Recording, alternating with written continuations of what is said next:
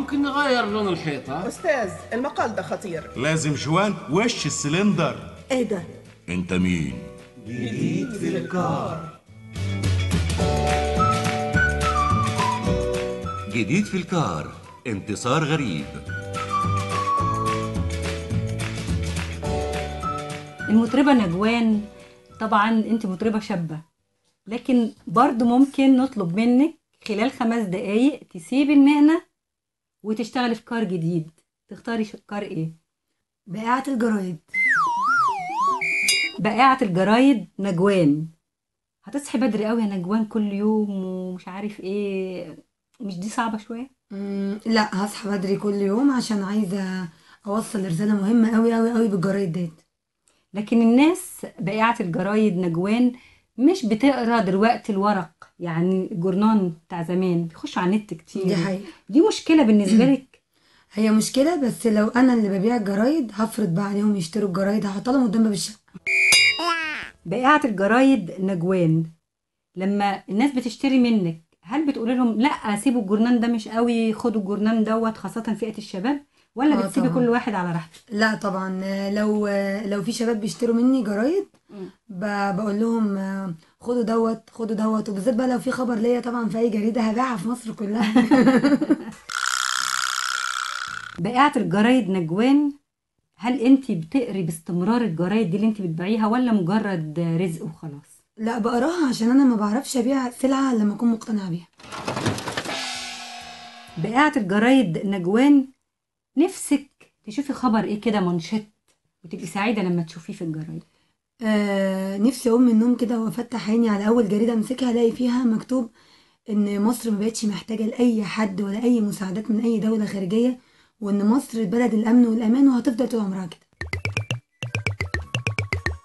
بائعة الجرايد نجوان، يعني انا ملاحظة من وانا طفلة، يعني الحوادث الوفيات ديت مقروءة. اقرا الحادثة اقرا الحادثة. الست اللي كانت دراع جوزها. ايوه. انت بتمشي تقولي كده او انت قاعده في انا المكان بمشي بتاعك؟ طبعا ميكروباصات بقى والشارع وقمر اهرام جمهوريه طبعا، وبقول بقى اقرا الحادثه، وبعدين ساعات بتبقى حوادث قديمه قوي واحنا برضو بنحب نقراها تاني. تمام. شعب عاطفي انت عارفه. احنا يا ورد بنبيع اخبار اهرام اخبار جمهوريه. بائعة الجرايد نجوان، يمكن دلوقتي الإثارة بقت في كل حاجة. أنا ملاحظة إن في جرايد وفي مجلات بقت تلجأ للإثارة. النوعية دي ممكن تمنعيها عندك إن هي تتباع، اللي يبقى فيها صور عري؟ طبعا في مجلات وفي جرايد بتقوم على صورة الغلاف وبعدين بتبقى من جوه فاضية، هي معتمدة على صورة الغلاف. لا دي مش هتاجر فيها ولا هبيعها، وهي جرايد في الآخر بتبقى ورقة واحدة وملهاش أي لازمة، ملهاش قيمة. بائعة الجرايد نجوان، في ناس بعد ما الجورنان يعني بتقراه وبتاع بيبيعوا الجورنان بتاع الطعمية وبتاع اللب ما بتزعليش كده وانتي الجورنان اللي كان في ايدك يعني وحريصة ان انتي تحافظي على نظافته كده بقى بتقرطس فيه ويبقى قرطاس وكده؟ بصي يا مدام انتصار، هو الجورنان وسيلة تمام، لو اتقرت واستخدمناها صح، بس استخدمنا اللي فيها وبعد كده الناس استخدمتها استخدامات تانية ماشي، لكن لما تتاخد من غير ما تتقري وتحط فيها طعمية لا هموت طبعا، هحزن جدا طبعا.